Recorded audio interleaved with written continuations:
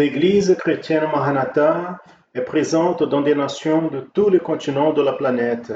Les églises des pays dans les trois Amériques, Europe, Afrique, Asie et Océanie, connectées par la même doctrine, par la direction du Saint-Esprit de Dieu, réunies par la parole vivante.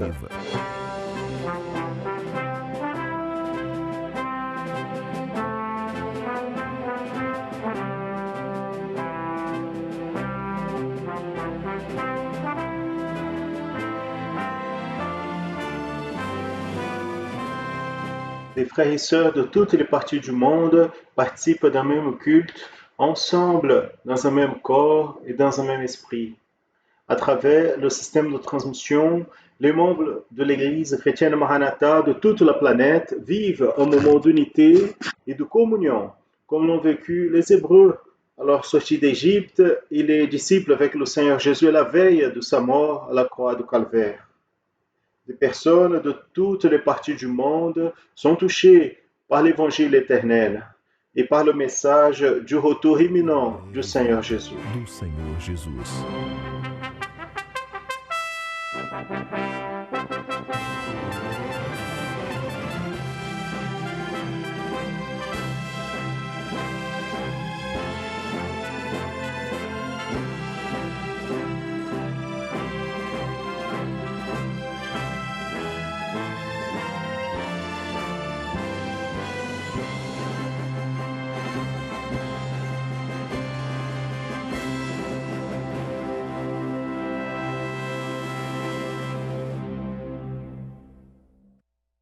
Je salue à tous dans la paix du Seigneur Jésus.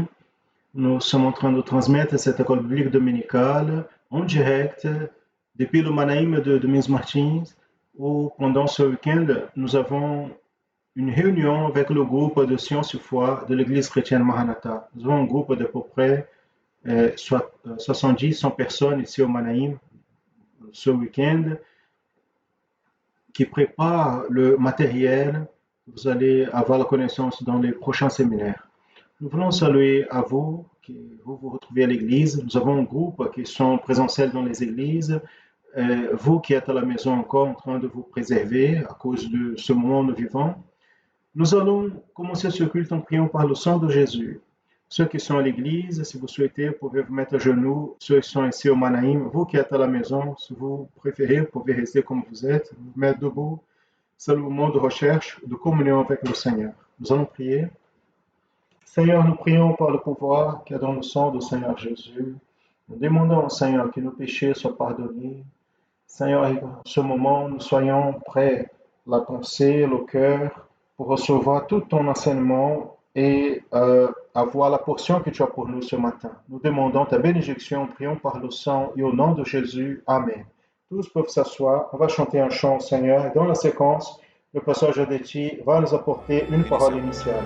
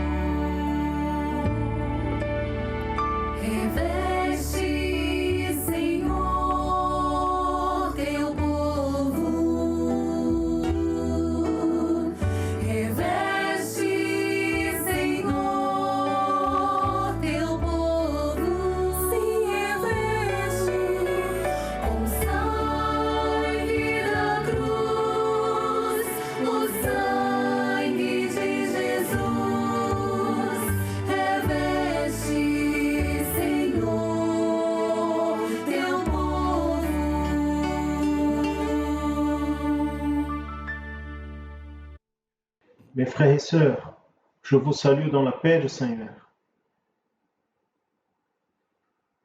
Nous parlons ici depuis le Manaïm de l'état d'Esprit Saint et nous avons un groupe de science et foi. Aujourd'hui, les questions pour dimanche, c'est eux qui vont poser. Et si vous pensez que c'était pas bien, vous, vous nous dites qu'on va finir avec eux. Parce que science et foi, sans bénédiction, ça sert à rien, n'est-ce pas? Mais ils vont très bien. Nous avons eu des réunions merveilleuses, la compréhension à propos du projet de Dieu. Notre grande préoccupation, ce n'est pas en fait contester qui que ce soit. Nous n'avons aucune raison pour contester quelqu'un, ni mettre des obstacles. Les gens qui veulent vivre sa religion, sa manière de vivre, n'a pas de problème. L'œuvre de l'esprit, c'est la même depuis le premier jour. Elle ne vient pas derrière pour corriger, elle va devant. Jusqu'ici, nous avons compris que nous devons aller en arrière pour corriger ce qui était erroné derrière. Mais en fait, c'est pas ça. Nous devons corriger ce que nous vivons à partir d'ici. Donc c'est pour cela que c'est la doctrine. La prédication, elle existe. C'est une bénédiction.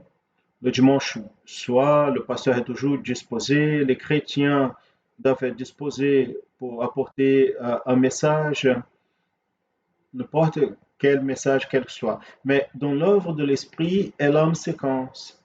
Ce n'est pas simplement donc un essai ici dans une direction, un essai dans une autre direction. Non, c'est pas ça. L'œuvre, c'est une doctrine, elle a une séquence. Pourquoi? Dans la séquence, chacun, chaque membre va prendre soin de sa position. Il s'établit dans cette position et elle suit cette ligne. Ce ne sont pas de nouveautés ce dont nous avons besoin. Nous avons besoin de comprendre le moment prophétique que nous vivons. Quel est le sujet que nous traitons?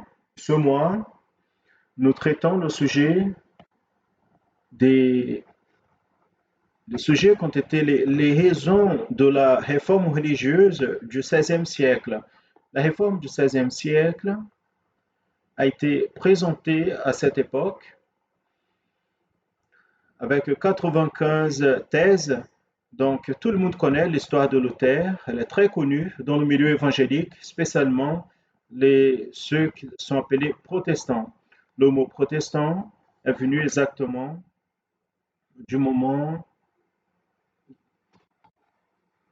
où il a été nécessaire de dire que ce qui était en train d'être fait n'était pas correct, était erroné. Donc, un groupe a dit, je proteste contre ces faits que l'Église ou la religion ou la théologie avait mis qui ne se trouve pas dans la Bible. On a quitté la Bible. Donc cela a été la raison de la réforme protestante. Sur quelle base? Luther, il avait deux bases. Il avait deux sens. Quand il écrit les 95 thèses et les met, les accroche dans la porte de la cathédrale de Wittenberg. 5 thèses, 4 sont les principales. Et pourquoi elles étaient différentes des autres?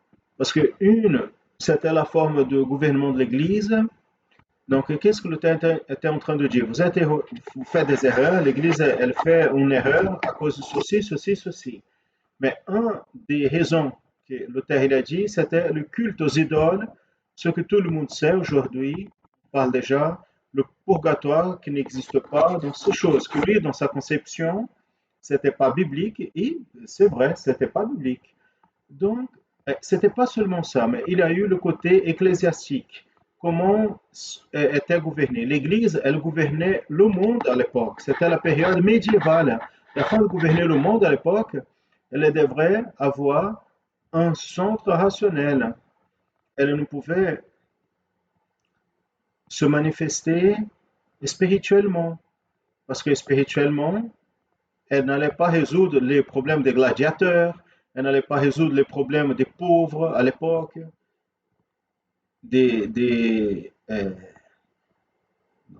euh, des petits royaumes. Donc, elle devrait exercer son aspect politique. Elle suit sa direction politique. Oui, bien, nous savons parfaitement qu'elle a su développer ce rôle. L'Église, qui était appelée le christianisme, elle savait le faire. Donc, elle conduit le monde vers un côté politique. Quand, entre le côté politique, il y a la raison. Pour être la, pour avoir la raison et être politique, il devrait avoir la philosophie. Et pour avoir la philosophie, il fallait changer la foi. La foi, elle devrait avoir une autre place. Ou c'est la philosophie, ou c'est la foi. Parce que la, la, la foi donne la raison. Et la raison, c'est pas la foi. Parce que la raison, c'est de l'homme. Nous avons deux vérités. Une vérité qui vient de Dieu, qui est la révélation, et la vérité qui est de l'homme. C'est de l'homme. C'est quoi? C'est la raison de l'homme. Et on ne peut pas enlever la raison de l'homme, elle existe. Mais on ne peut pas confondre. C'est ça que l'Église a fait dans cette période. Elle a mis entre raison et révélation, elle a pris la raison parce que c'était la façon d'administrer le monde. Il n'y avait pas une autre manière. Quand Luther a apporté les thèses et a présenté, elle dit on va changer. On lui a dit changer comment? 1500 ans d'erreur n'avait pas comment changer. Revenir en arrière comment? Dire que Marie ne sauvait pas, dire que le purgatoire n'existe pas. Donc, vous voyez bien, quand nous voyons aujourd'hui le mois d'octobre, que tout le monde parle, et nous aussi, c'est le mois de la réforme religieuse, c'est le mois de la Bible, nous avons beaucoup de choses à dire. Mais ce qui importe, ce n'est pas ce qui s'est passé en 1530, quand avant quelques-uns venaient déjà en train de protester, le monde s'était déjà levé, plusieurs hommes s'étaient levés déjà. Dans toutes les époques, des hommes se sont levés et ils ont été tués. Donc nous avons eu ceux qu'on appelle les pré-réformateurs. Jean Hus, Savonarola, Jérôme. Donc ce sont des noms qui sont restés enregistrés parce que des hommes ont été tués, quelques-uns, dans le feu de bois vivant. C'est le cas de Jean Hus. Simplement, on l'a allumé un feu de bois et on l'a jeté dedans. Il est mort là-bas parce qu'il pensait, il apportait, ce n'était pas des pensées, parce qu'avec la pensée, on fait la religion. Il y a quelque chose qui se passe.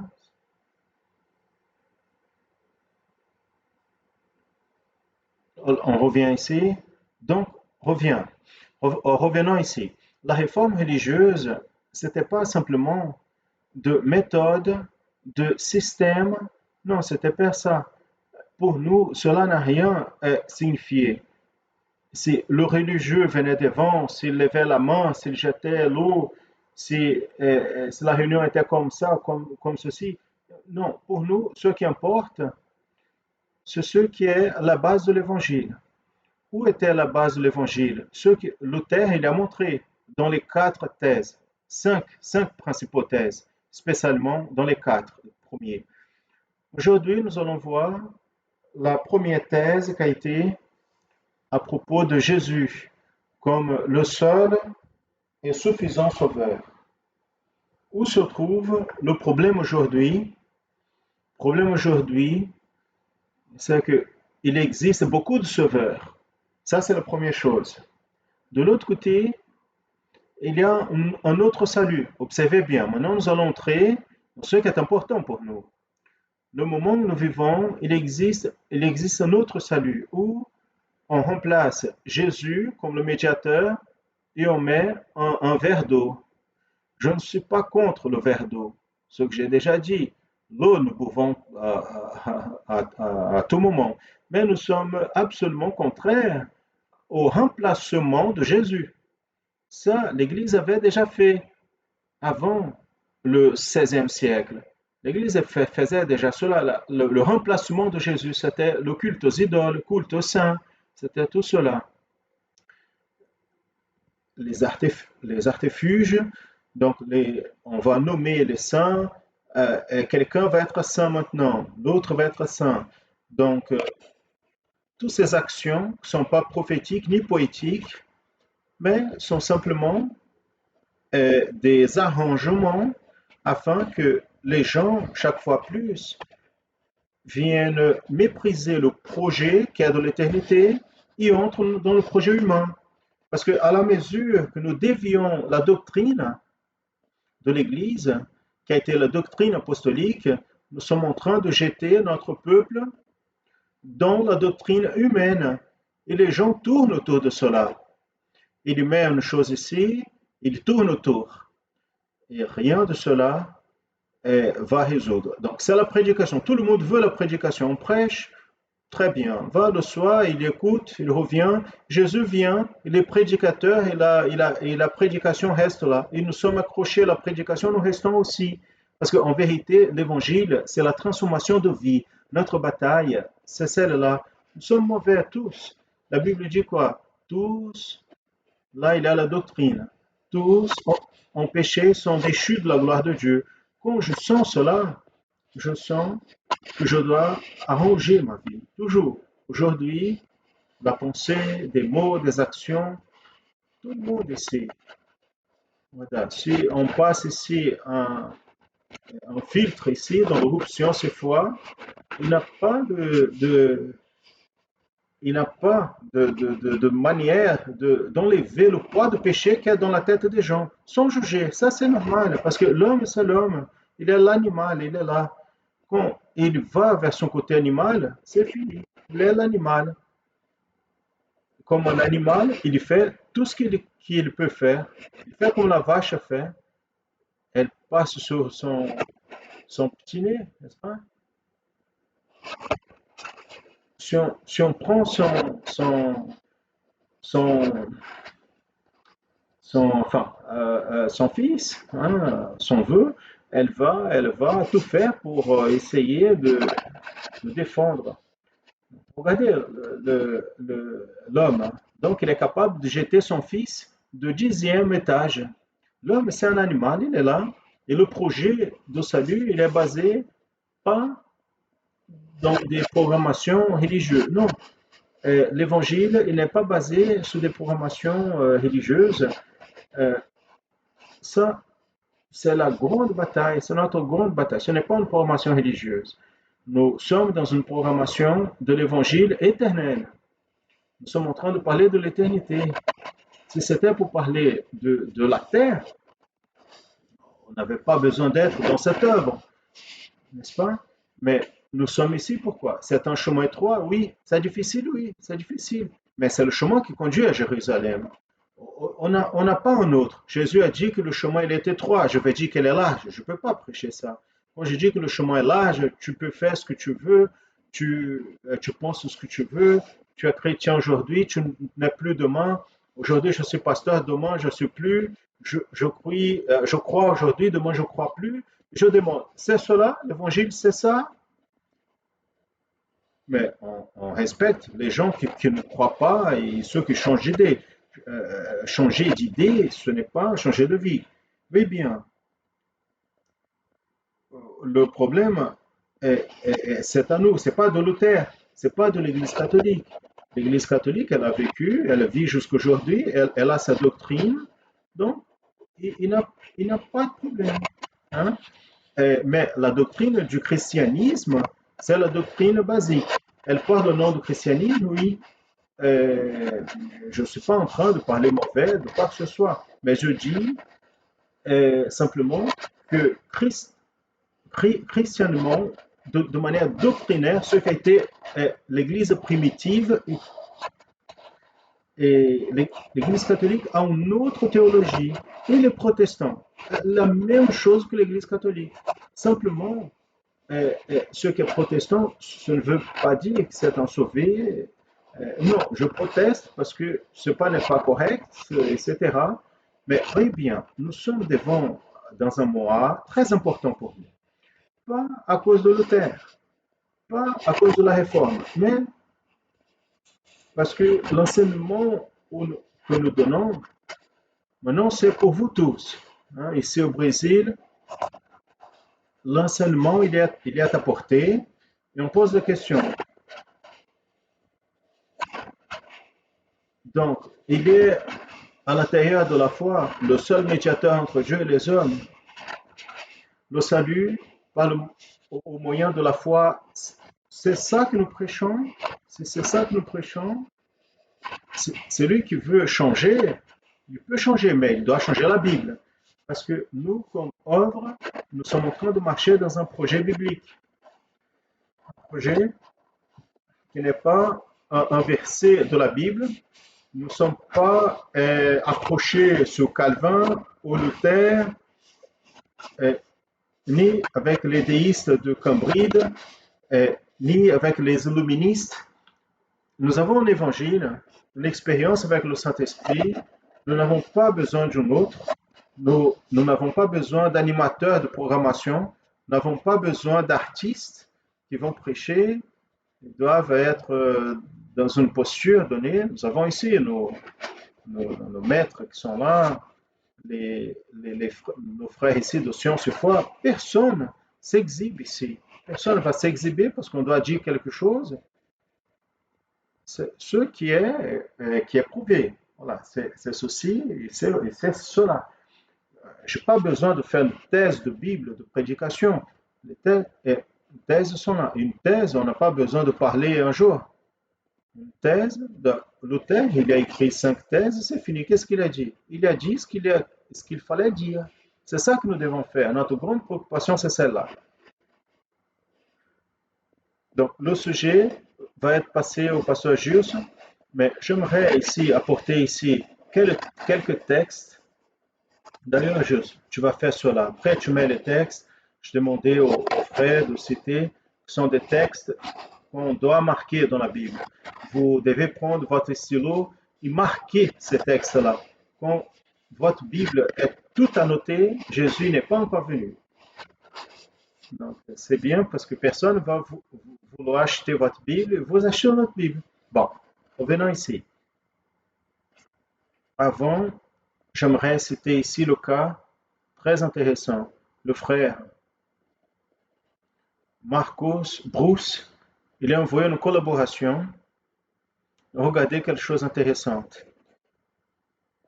Je vais partager une expérience que nous avons eue avec mes enfants, avec l'enseignement que le Seigneur nous donne à l'école biblique dominicale par rapport à cet enseignement. Et là, il fait référence, il dit le suivant. Un enfant, il a expliqué, Jésus est le médiateur, et l'enfant de 6 ans, Jean-Baptiste, il a dit, mon père, parce qu'il a pris les textes bibliques, en Isaïe 53, il pose la question, est-il correct? Enfin, Isaïe 53, c'est correct, mais je veux le Nouveau Testament, l'enfant a dit. Mon père, tu as lu le livre d'Isaïe, l'Ancien Testament, mais je veux au Nouveau Testament. Regardez, un enfant de 7 ans, il sait qu'est-ce que c'est Ancien Testament, il sait qu'est-ce que c'est Nouveau Testament. Donc le père a dit. Donc l'enfant, il s'est levé, le doigt, il dit, Père, la parabole du bon samaritain, ces hommes n'ont rien fait pour l'homme qui était demi-mort. C'est lui qui était à côté du chemin. Mais le bon samaritain, il a passé de l'huile. Regardez l'enfant, qu'est-ce qu'elle a dit? Qui est le Saint-Esprit et le vin qui est le sang de Jésus. Combien ont eu ce discernement ici? Hein? Il a été très correct ici. L'huile, le Saint-Esprit, le vin. Donc l'action sont semblables, les actions sont dans le même objectif. Et le père a dit, j'étais sans mots, parce que dans la condition de religieux, le lévite et le sacrificateur, dans la condition, dans la figure d'homme, celui qui a un titre, ils ont une ressource. Et Et il dit ici dans sa lettre, la ressource pour le salut de l'homme, il ne peut pas intermédier le rapport entre Dieu et le pécheur. Mais regardez les choses intéressantes. Il continue, il dit, ma fille, Anne Victoria de 7 ans, a dit, mon père, moi aussi je veux contribuer. Oui, tu peux dire. J'ai compris que le sacrifice du Seigneur Jésus à la croix de Calvaire, c'est la réponse à la question que nous avons posée à propos de Jésus comme médiateur. Elle a dit que la réponse, c'est cela, Jésus à la croix de Calvaire. Je posais la question, pourquoi le sacrifice? Elle dit, mon père, le Seigneur Jésus lui a dit ces mots difficiles, que seulement lui pouvait faire ça et plus personne. Et le père a dit, j'étais bouche ouverte. J'ai compris que beaucoup sont morts dans les croix, mais seulement Jésus pouvait consommer l'œuvre de rédemption proposée par le Père. Mes frères, dans la contribution, il est dit, personne ne vient au Père sinon par moi. Ce texte se trouve où? Vous pouvez lever la main, les professeurs, personne ne vient au Père sinon par moi. Lève la main, docteur. Alors, le président de l'association de médecine de l'État d'Espírito Santo. Où est le texte? Il sait le sujet sur la Covid, il connaît bien, mais ça, il ne sait pas. Voyez bien, nous n'avons pas... Vous êtes en train de me regarder? Alors, répondez. Hein? Ah, voilà. Qui a dit? Voilà. La sœur, elle a combien de diplômes? Non, le cellulaire aide bien. Hein? Oh, c'est pas moi qui a dit, c'est l'autre. C'est le droit qu'il a de juger, n'est-ce pas? Vous savez pourquoi il est en train de juger? Parce que c'est lui qui a cherché dans le téléphone. Bon, regardez, voyez bien. Donc, mes frères, voici la réponse. Jean 14, 6. Personne ne vient au Père sinon par moi. Tous les professeurs, donc je n'ai pas posé la question au pasteur, parce que le pasteur prêche tous les jours sur ça. Je pose la question à tout le monde. Vous devez annoter ça dans la Bible pour dire à votre voisin, votre connaissance, le membre de la famille. Vous n'allez convaincre personne avec votre manière de parler, avec les gestes, parce que Dieu, vous tournez comme ça, comme si vous étiez en train de voir Dieu. Je vais être ému. Je suis en train de bénir. Ben, c'est maman qui est en train de vous bénir. Je vais devant le peuple de faire des gestes. Mais regardez, mes frères et sœurs, nous sommes très corrects dans cette question. Et nous sommes dans un mois où nous avons besoin de comprendre avec plus de profondeur dans la simplicité ce qu'est l'Évangile. Nous avons aujourd'hui la participation de 3717 frères qui nous ont envoyé des contributions, 200 et quelques de l'étranger. Aujourd'hui, nous avons de l'Afrique 5 pays, de l'Asie 3 nouveaux pays qui ont commencé à participer, et ainsi de suite. Plus des Amériques et d'autres parties du monde. Océanie, avec la parole, le pasteur Gilson, pour faire la séquence au sujet. Amen, mes frères et sœurs. À la paix du Seigneur, nous allons continuer en vous présentant quelques réponses des questions qui ont été posées. Et après, nous allons aussi citer les textes liés à Jésus comme le seul médiateur, afin, dans la deuxième partie, c'est la deuxième question. Mais tout d'abord, nous voulons informer que quelques vidéos que nous allons présenter ici ont été choisies parmi plusieurs que nous avons reçues, mais demain à 19h30 au Brésil, dans notre programmation, dans notre canal YouTube, nous allons présenter d'autres vidéos et d'autres informations sur ces collaborations envoyées par les frères et sœurs. Dans notre première question, elle demande deux réponses. La première question est la suivante. Elle dit, citez un texte à l'Ancien Testament qui parle prophétiquement sur la condition de Jésus comme le seul médiateur. Nous indiquons Ésaïe 42 et Job 33. C'était le verset Ésaïe 42 et Job 33. Cette question, elle aura deux réponses. Une pour la première partie en Ésaïe et l'autre pour la deuxième partie dans le livre de Job. Et pour cette première partie, nous allons compter avec un petit professeur, un jeune de Malaisie, notre frère Josué. Il va donner la réponse, l'aide de notre église dans la région de Behake, à côté de la capitale Kuala Lumpur, en Malaisie. Elle va donner la réponse en deux idiomes, portugais et anglais, afin que vous puissiez comprendre un peu mieux.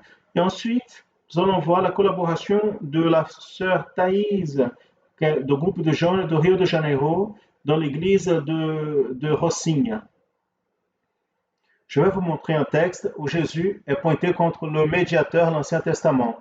Le texte est en Isaïe 42, 1, qui nous dit: Voici mon serviteur à qui je soutiens, mon élu à qui mon âme se plaît.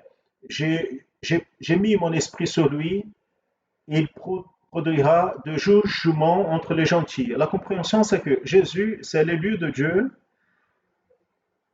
qui apporte avec lui le Saint-Esprit. C'est le seul capable de juger l'humanité et d'amener l'homme à l'éternité.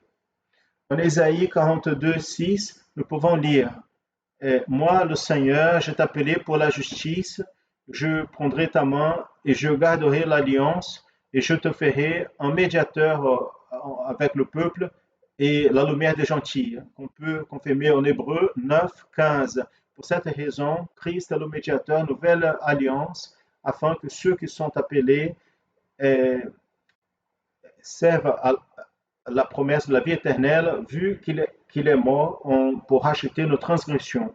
Très bien placé pour nos frères et sœurs, notre frère de Malaisie, la partie anglaise, on a dispensé, parce qu'en fin de compte, c'était plus clair la compréhension.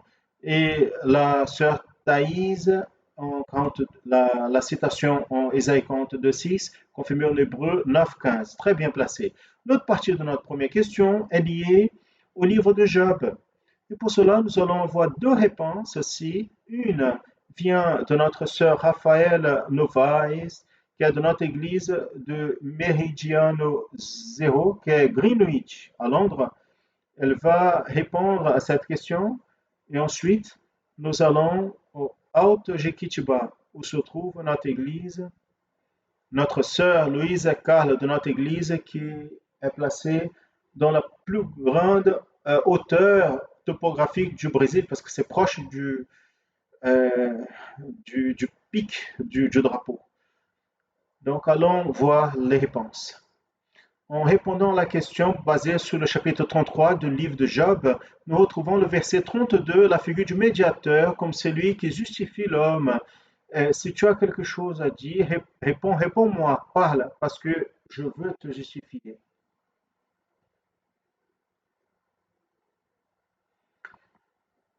Parce que entre l'homme et le pécheur et Dieu saint, il est nécessaire d'avoir un qui justifie l'homme devant Dieu. Celui qui justifie, c'est le Seigneur Jésus. Comme nous pouvons voir en 1 Corinthiens 6, 11, et quelques-uns sont, mais vous avez été amenés devant vous avez été sanctifiés, mais vous avez été justifiés au nom de Jésus-Christ et par l'Esprit de notre Dieu.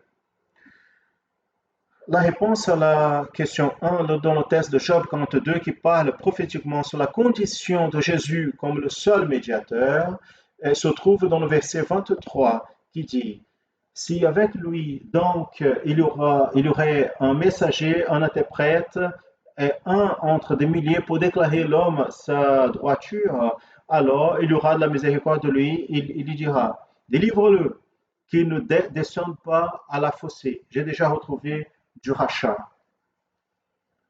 Donc ici, celui qui donne le rachat, c'est Jésus. C'est lui que Dieu a envoyé comme le messager de Dieu afin d'interpréter la parole de Dieu pour nous. L'interprète, c'est la personne qui connaît les deux langues de la communication entre deux personnes. Jésus nous fait comprendre le langage de Dieu à travers le Saint-Esprit.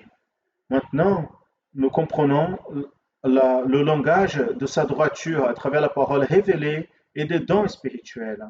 Maintenant, nous sommes rachetés par la médiation de cet interprète et nous n'allons plus tomber dans la fossée de la perdition éternelle, car lui, il nous a délivrés de la mort. Très bien répondu par nos deux sœurs, mais en raison la première sœur qui a parlé en langue anglaise, les lettres étaient petites, quelques personnes peuvent ne pas lire parfaitement. Elle a dit que la réponse était basée dans le chapitre 33 de Job, où la figure du médiateur comme celui qui justifie l'homme. Donc, l'expression utilisée qui parle, si vous avez quelque chose à dire, répondez-moi, parle, parce que je souhaite vous justifier. Parce que entre un homme pécheur et un Dieu saint, il est nécessaire que cet homme soit justifié pour être reçu par Dieu. Très bien placé par la sœur Raphaël de Londres. Et l'expression aussi utilisée par notre sœur Louise Carla, où elle a dit Jésus nous fait comprendre le langage de Dieu à travers le Saint-Esprit. Ça, c'est l'interprète. Nous allons maintenant à notre dernière question, la question 2, où nous allons maintenant passer la question et aussi les réponses. La question dit citez 3 textes au Nouveau Testament qui parlent à propos de Jésus comme le seul médiateur. 3 textes au Nouveau Testament. Nous allons ici maintenant donner 2 réponses et après ensuite nous allons présenter les textes qui ont été cités par le passage de Chi dans le commentaire précédent. La première réponse vient de notre sœur Angela Sirico du groupe de jeunes de notre église de Bella Vista en Santo Domingo, dans la République dominicaine. Elle nous envoie toujours des participations à l'école biblique. Et juste après, nous passons à l'état du Pará, au Brésil, dans l'église de Rondon du Pará. Il va donner, le jeune Mathieu va donner la réponse aussi. Nous allons citer 3 textes au Nouveau Testament qui pointent le Seigneur Jésus comme le seul médiateur. Le premier se trouve en 1 Timothée 2,5 qui nous dit « Parce qu'il y a un seul Dieu, un seul médiateur entre Dieu et les hommes, Jésus-Christ homme. » Le second se trouve dans le livre d'Éphésiens chapitre 2 verset 18 qui nous dit « Parce que pour lui, les uns les autres ont accès au Père en même esprit. » Le troisième, nous pouvons retrouver dans le livre d'Hébreux, chapitre 9, verset 15. Et pour cela, il est médiateur du Nouveau Testament, afin que, en intervenant la mort pour la rémission des transgressions qu'il y avait sous le Premier Testament, les appelés puissent recevoir la promesse de l'héritage éternel. D'autres textes que nous pouvons citer ici, qui se trouvent dans le Nouveau Testament, sont Hébreux chapitre 8, verset 6, chapitre 12, verset 24, et en Galates chapitre 3, verset 20. La première réponse, nous pouvons retrouver dans le livre de 1 Timothée chapitre 2, verset 5, qui dit « Parce qu'il y a un seul Dieu et un seul médiateur entre Dieu et les hommes, Jésus-Christ, homme. » La deuxième réponse, nous pouvons retrouver dans le livre d'Hébreux, chapitre 8, verset 6. Mais maintenant, il y a eu un ministère plus excellent parce qu'il est le médiateur d'une meilleure alliance qui est firmée dans des meilleures promesses. Et la réponse 3, encore le livre d'Hébreux, chapitre 12, verset 24. Et à Jésus, médiateur d'une nouvelle alliance, et le sang de l'aspersion qui parle meilleur que celui d'Abel. En complément final à ces 3 réponses, nous pouvons voir dans le livre de Jean, chapitre 14, verset 6. Jésus leur a dit, « Je suis le chemin, la vérité et la vie. » Très bien, mes frères. Et il a fini en disant la réponse qu'il a donnée ici. Présentiellement, quand le passage de Chi a posé la question, Jean chapitre 14, verset 6, comme le seul sauveur. Vous avez cité, la sœur en République dominicaine, notre frère, ils ont cité très bien les textes bibliques liés au Seigneur Jésus comme le seul médiateur au Nouveau Testament. Maintenant, on aimerait présenter ici les textes que vous allez copier, au moins la référence marquée dans vos Bibles, afin que ça soit clair euh, notre commentaire ici à propos de Jésus comme le seul médiateur. Donc, Acte 4, 12, donc les paroles de l'apôtre Pierre. Dans aucun autre a le salut, parce que sous le ciel, aucun autre nom a entre les hommes par lesquels nous devons être sauvés. Aucun autre nom, y compris Pierre, n'est-ce pas? Le seul sauveur. Le prochain texte, Jésus comme le seul chemin. Jean 14, 6. Je suis le chemin, Jésus a dit, la vérité et la vie, et personne ne vient au Père sinon par moi. Très bien. Jésus comme le seul médiateur. Euh, Jésus, le seul par lequel Dieu répond nos prières. Jean 16, 23, il dit, et ce jour-là, vous ne me demanderez rien. En vérité, je vous dis que tout ce qu'on vous demandez à mon Père en mon nom, il vous le fera. Amen. En contexte, lui comme le seul intercesseur assis à la droite du Père. Romains 8, 34. La parole dit, qui le condamnera? Car c'est Christ qui est mort, ou Christ qui est ressuscité parmi les morts, lequel est à la droite de Dieu et aussi intercède pour nous. Il y a encore un autre? Amen. Bon, en vérité, il y a plusieurs, n'est-ce pas? Plusieurs contributions, participations, des textes au Nouveau Testament, comme le seul avocat, le seul souverain sacrificateur, le seul fondement de l'Église, divers textes que les frères et sœurs ont envoyés. Nous avons même la recommandation à nos frères que demain, nous allons divulguer dans le bulletin de l'école biblique dominicale plusieurs informations venues de l'étranger de plusieurs pays et aussi du Brésil sur ce sujet. Il vaut le coup de lire quelques contributions très bien faites dans les réponses des frères et sœurs à ces questions, parce qu'ont été des colocations très bien placées. On n'a pas de temps de les présenter ici, mais vous pouvez lire demain dans la divulgation du bulletin de l'école biblique dominicale. Nous allons maintenant finir cette partie en priant avec nos enfants intermédiaires et adolescents. Maintenant, elles vont se mettre devant le Seigneur pour recevoir la prière. Fermez vos yeux, prions Seigneur notre Dieu pour nos enfants. Seigneur notre Dieu et Père, nous prions à toi, dans le pouvoir du sang du Seigneur Jésus, nous demandons une bénédiction en faveur de nos enfants, de nos intermédiaires et de nos adolescents. Nous prions aussi, Seigneur, en demandant ta bénédiction en faveur de nos enfants de 0 à 3 ans qui se trouvent dans les bras de leur mère, et tant aimant pour les bénir, afin qu'elles puissent grandir dans la connaissance de ta parole. Aussi, nous prions pour tes servantes qui sont enceintes. Bénis les bébés à l'intérieur de tes servantes, donne la bénédiction. Aussi, nous rappelons des enfants qui sont dans le processus de retour aux classes présentielles dans les écoles. Tu puisses les délivrer de tout mal, de toute contamination. Nous prions pour les professeurs aussi, afin que tu puisses les rendre capables pour la réalisation de ce travail d'enseignement, d'instruction des enfants, intermédiaires et adolescents. Nous prions au nom du Seigneur Jésus. Amen. Amen, mes frères et sœurs. Pouvez vous asseoir.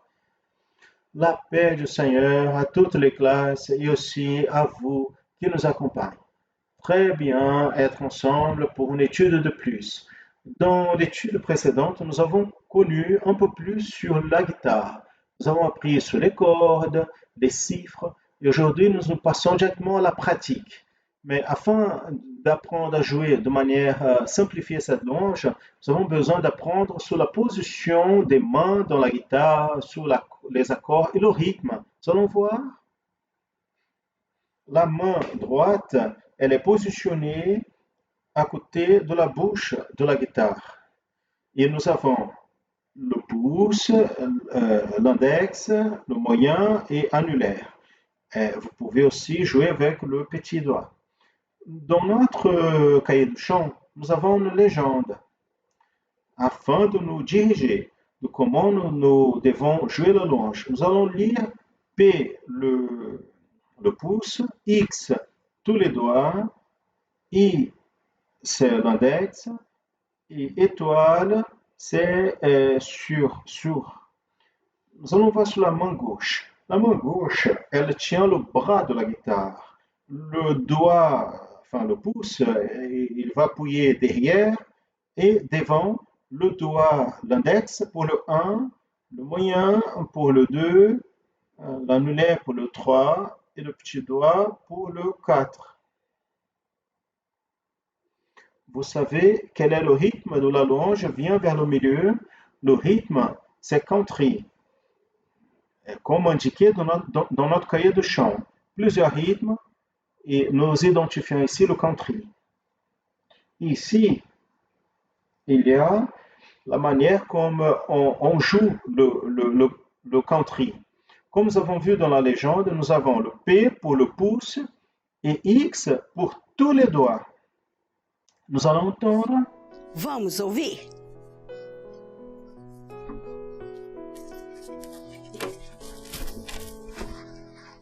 Seulement le rythme.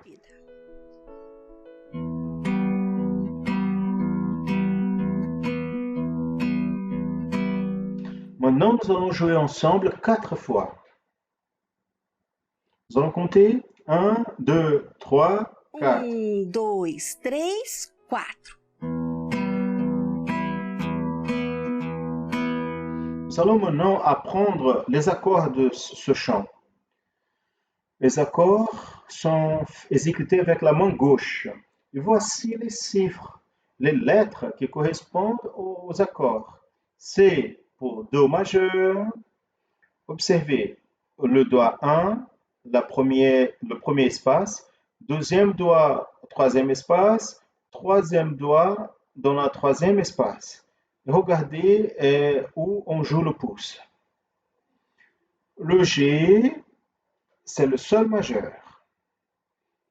Nous avons le doigt 1 dans la cinquième corde, dans la deuxième case, le deuxième doigt dans la sixième corde et le troisième doigt à la première corde. Lettre A, La majeur. Tous les doigts ensemble dans le deuxième espace, 1, 2 et 3.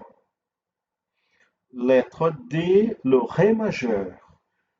Le doigt 1 dans la troisième corde, le deuxième doigt dans la première corde, le troisième doigt dans la deuxième corde. Maintenant, nous allons faire les positions avec le rythme. Do majeur, lettre C. Maior, letra C. G, sol majeur. E Sol maior.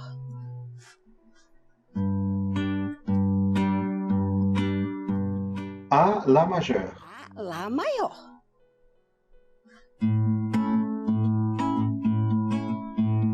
Et D, Ré majeur. Ré maior. Pour les accords majeurs, nous avons aussi le Ré septième. Nous allons voir où mettre les doigts. Le doigt 1 dans la deuxième corde, le deuxième doigt dans la troisième corde, le troisième doigt dans la première corde. Nous allons voir. Vamos ver?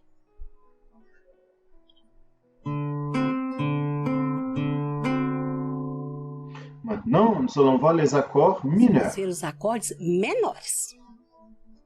Nous avons le Mi mineur est dans la deuxième case. Regardez où on joue le pouce. Deuxième doigt dans la cinquième corde, troisième doigt dans la quatrième corde. Et nous avons La mineur. Le doigt 1, premier espace, deuxième corde. Et dans le deuxième espace, deuxième et troisième doigt.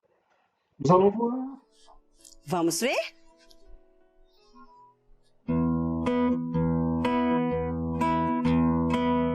Mi mineur. Maintenant, La mineur. Agora, Lá menor.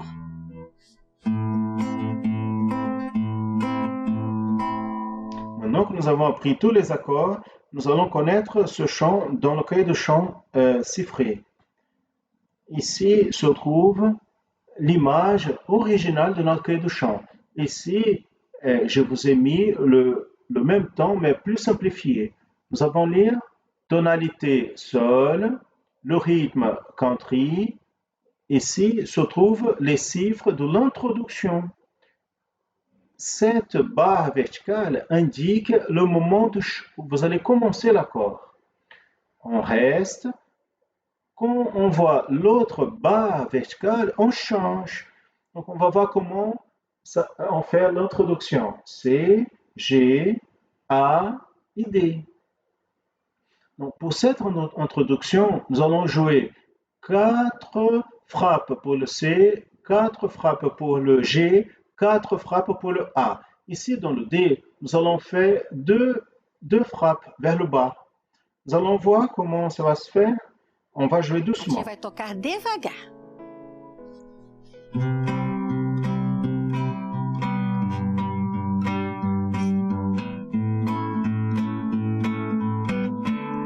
Je veux vous inviter à vous entraîner beaucoup cette semaine.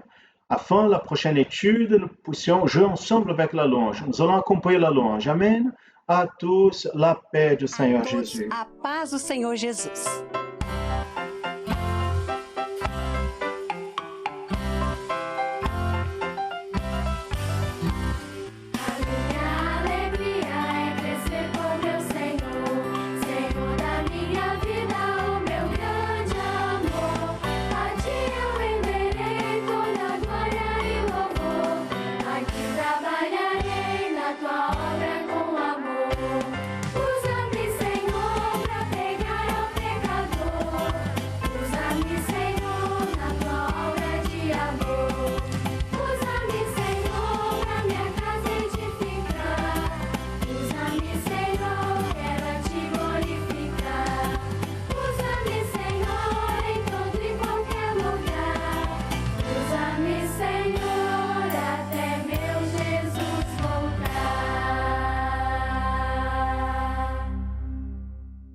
Je salue les enfants, les intermédiaires, les adolescents et tous ceux qui nous assistent dans la paix du Seigneur.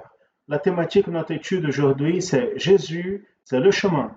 Nous allons lire un texte de la Bible dans le livre de Jean, chapitre 14, au verset 6.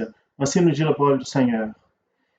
Jésus leur a dit, je suis le chemin, la vérité et la vie. Personne ne vient au Père sinon par moi. Vous savez qu'est-ce que c'est un chemin? Chemin, c'est la trajectoire que nous parcourons pour aller d'un endroit à l'autre. Par exemple, pour aller à l'école, nous avons besoin de quitter notre maison et aller à l'école. Ça, c'est un chemin. Et pour aller à l'église, nous aussi, nous faisons un autre chemin. Maintenant, si nous faisons le chemin de manière erronée, nous n'allons pas arriver. C'est pour cela qu'il est très important de connaître le chemin.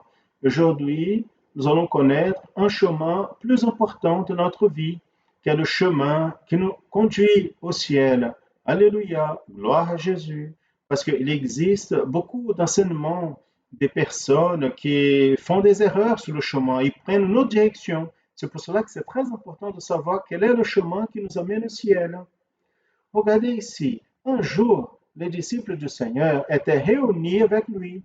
Et Thomas, regardez ici, Thomas, il a posé la question au Seigneur, comment nous pouvons savoir le chemin du ciel?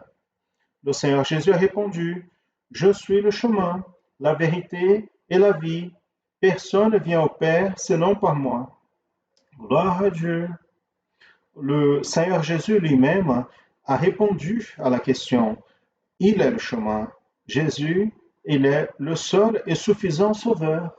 Jésus, il est venu au monde pour nous donner la vie éternelle, pour nous amener, pour habiter avec lui au ciel. Gloire à Dieu pour cela. Jésus est le chemin du ciel. Jésus est le chemin qui nous amène à l'éternité. Regardez ici, ce chemin, il est étroit. C'est-à-dire que le salut, il est individuel, les enfants intermédiaires et adolescents. Cela dépend de nous, de notre choix. Nous avons besoin de choisir à marcher avec Jésus. Jésus ici, il a dit qu'il existe le chemin large. Regardez la largeur de ce chemin. Et il existe aussi le chemin étroit. Le chemin est trop large. La Bible dit que beaucoup choisissent à marcher pour lui. Vous savez pourquoi? Parce que dans le chemin large, les personnes font tout ce qu'elles pensent, tout ce qu'elles veulent. elle ne donne pas l'importance à obéir. Dans ce chemin large, c'est le chemin du mensonge. Tous entrent dans ce chemin qui ne plaît pas au Seigneur. Dans ce chemin, les gens font ce qu'elles veulent. Dans ce chemin, les gens ne veulent pas marcher dans la présence du Seigneur Jésus. Cela n'est pas un bon chemin, parce qu'à la fin, ce chemin nous amène à la mort, à une éternité sans Dieu. Pour cela que Jésus nous présente le chemin étroit. Regardez ici.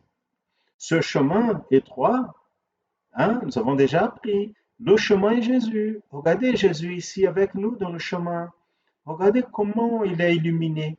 Parce que dans ce chemin, nous avons la direction du Saint-Esprit. Dans ce chemin, Jésus est notre lumière. Il illumine notre vie, notre pensée, notre cœur.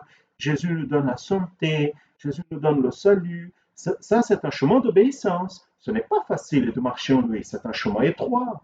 Nous ne pouvons pas faire notre volonté. Nous devons faire la volonté du Seigneur, qui est merveilleux. C'est le chemin de bénédiction. Dieu prend soin de nous et nous bénit dans ce chemin.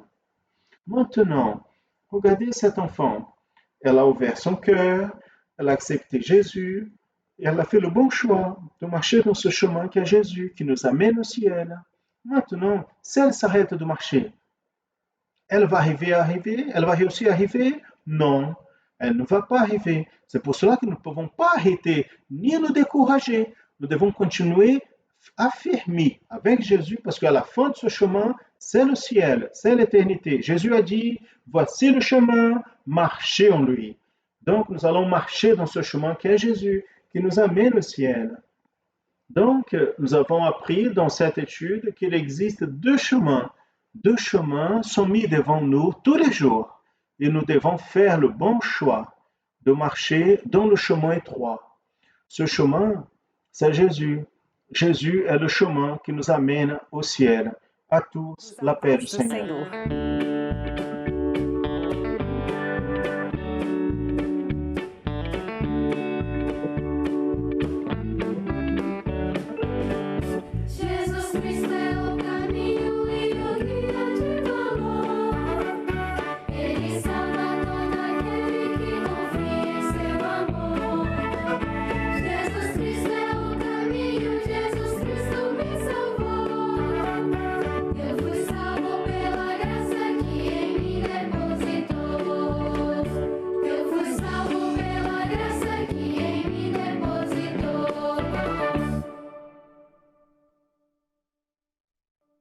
Gloire à Jésus. Jésus-Christ est le chemin, le seul chemin, la vérité et la vie. Très bien, mes frères et sœurs. Nous allons maintenant aux questions pour la semaine prochaine. Et je veux saluer, rappeler que ces questions, dans la formulation, ces questions ont eu la contribution de nos frères et sœurs de Sciences Foi, sont réunis ce matin, ont préparé les questions avec le passage d'Éti, les passages du Conseil presbytéral, afin qu'elles soient écrites et que vous puissiez être préparés pour la semaine prochaine. Envoyez leur contribution. Passons à la première question. En ayant comme base le texte en Actes 4.33, identifiez dans la parole des versets qui pointent vers l'opération de la grâce, dans l'uniformité du corps. Je vais reprendre, c'est une question simple, c'est très clair. En ayant comme base le texte en Actes 4.33, identifiez dans la parole des versets qui pointent vers l'opération de la grâce dans l'uniformité du corps. Très bien. Passons à la deuxième question. En lisant le texte en Éphésiens 33, chapitre 2, en lisant le texte en Éphésiens chapitre 2, versets 9-10, les œuvres citées dans le texte sont faites par la foi ou pour la raison humaine. Donnez des textes. En lisant le texte, Éphésiens chapitre 2, versets 9 et 10, les œuvres citées dans ce texte sont faites par la foi ou pour la raison humaine. Vous allez lire et vous allez donner comme exemple d'autres textes en plus de celui-là. Vous allez lire celui-là et va utiliser d'autres textes pour confirmer votre réponse. Ça sont les deux questions pour la semaine prochaine. Frères et sœurs vont préparer, les pasteurs vont travailler avec les ouvriers, les dames, les femmes, les enfants. Vous avez entendu aujourd'hui le témoignage apporté par le passage d'Echi, la portée, la compréhension que nos enfants ont. Donc, les frères et sœurs ont travaillé pendant cette semaine, vont envoyer leur participation à notre site, à reste de l'Église, afin qu'elle soit enregistrée. Ça, c'est très important. Nous voulons juste faire deux annonces. Numéro 0800, nous rappelons encore, nous voulons dire que le résultat de l'évangélisation à travers ce numéro, il est merveilleux. La quantité de personnes qui sont répondues tous les jours, ça c'est un numéro exclusif pour l'évangélisation, pour que vous puissiez donner à quelqu'un pour qui vous priez. C'est une manière que des personnes qui n'ont pas accès à l'Église puissent avoir une parole et on voit un reflet de cela, de cette assistance. Après qu'elle fait l'appel, la personne elle est identifiée et assistée par le pasteur le plus proche de sa résidence. 0800 707 376 devez avoir ce numéro par cœur. Si vous n'arrivez pas à garder par cœur, donc notez-le, envoyez aux gens, partagez-le. C'est pas simplement l'envoyer comme ça, mais vous allez utiliser ce numéro pour contribuer dans votre travail d'évangélisation. Et encore une deuxième annonce, il y a eu un changement pendant ces 2 prochains mois à cause de le changement de la programmation de la TV et radio, à cause de la période électorale. Il y a eu un changement de l'horaire du programme en annonçant l'évangile éternel. Samedi matin à 7h50 et dimanche après-midi à 14h15. Nous avons déjà annoncé cela dans les réseaux sociaux, mais nous rappelons ici aux frères et sœurs, il y a eu ce changement d'horaire pendant cette période électorale à cause des exigences qui existent dans ce sens. Nous arrivons à la fin du culte, nous invitons les frères et sœurs à se mettre debout. Nous allons prier et remettre sur l'autel du Seigneur ce culte et demander au Seigneur afin que le Seigneur puisse bénir nos vies le long de cette journée. Seigneur, nous te louons, nous te remercions, Seigneur, pour encore une fois nous avoir apporté ton enseignement, la direction de ton esprit, la certitude de vivre une œuvre où la houlette du berger se fait sentir dans chaque culte, à chaque école biblique dominicale. Nous te louons pour ta bénédiction ce jour, ce matin, ce jour où nous sommes ici au Manaïm. Nous demandons que tu puisses bénir aussi tout ton peuple le long de cette journée. Nous sommes en train de commencer les activités et surtout, Seigneur, le culte du soir. Tu puisses continuer à parler à nos cœurs, au Père de salut, dans nos familles, les personnes pour qui nous prions. Ainsi nous demandons, reçois sous ton autel le culte et en ton nom nous disons que la grâce merveilleuse du Seigneur et Sauveur Jésus-Christ, l'amour de Dieu notre Père éternel, les douces et saintes et éternelles consolations du Saint-Esprit reposent sur vous, frères, sur tout le peuple de Dieu, depuis maintenant. Amen. Frères et sœurs, la thématique du culte de soir, c'est la porte est belle. Nous vous donnons déjà la thématique du message ce soir, la porte du temple. Nous vous invitons à assister et à inviter aux autres à assister. À tous, la paix du Seigneur Jésus.